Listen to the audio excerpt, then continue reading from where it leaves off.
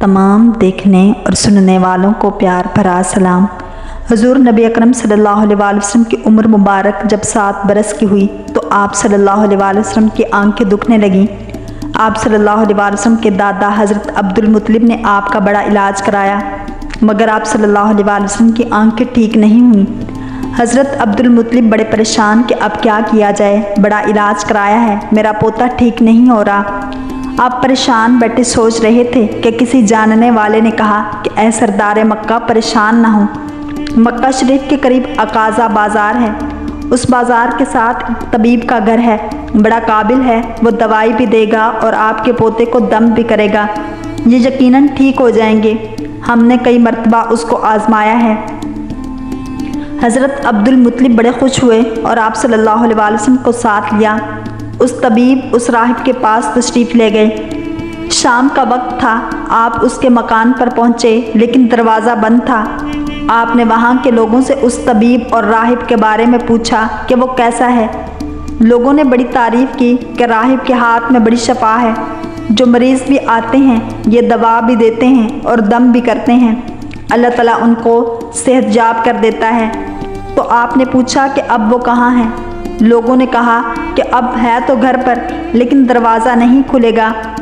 तो आपने पूछा कि दरवाज़ा क्यों नहीं खुलेगा? लोगों ने कहा कि सरकार ये मौजी बनता है, दरवाज़ा बंद करके इबादत करता रहता है, कई कई दिन तक दरवाज़ा बंद रहता है। लोगों ने कहा कि अब तो ये खुलना मुश्किल है, क्योंकि आज ही दरवाज़ा बंद हुआ है, अब 6 महीने साल के बाद ही खुलेगा। हज़रत अब्दुल मुत्तलिब बड़े परेशान हुए कि अब क्या होगा। अचानक राहिब के मकान में ज़लज़ला आया, दीवारें हिलने लगीं, छत लरज़ने लगी। करीब था कि उस तबीब उस राहिब का मकान गिर जाता और राहिब मकान के नीचे आ जाता। वो फ़ौरन दरवाज़ा खोलकर बाहर निकल आया। जब वो बाहर आया तो उसने हज़रत अब्दुल मुत्तलिब को पहचान लिया कि ये मक्के के सरदार हैं। राहिब ने कहा कि सरकार कैसे आना हुआ?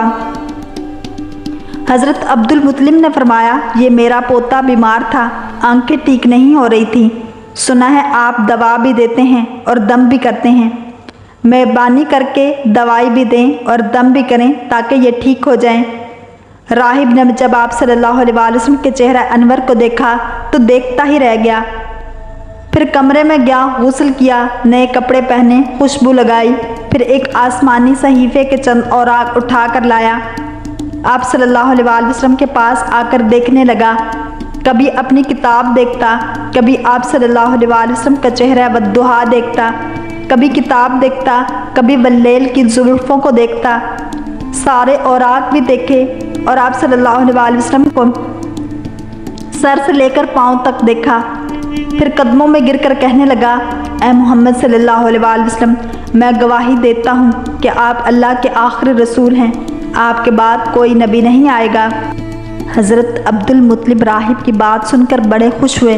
फिर फरमाया, राहिब जिस काम के लिए मैं हाजिर हुआ हूँ वो जल्दी करें। राहिब ने कहा, कौन सा काम? फरमाया, मेरे पोते को दवा भी दो और दम भी करो ताकि उनकी आंखें ठीक हो जाएं।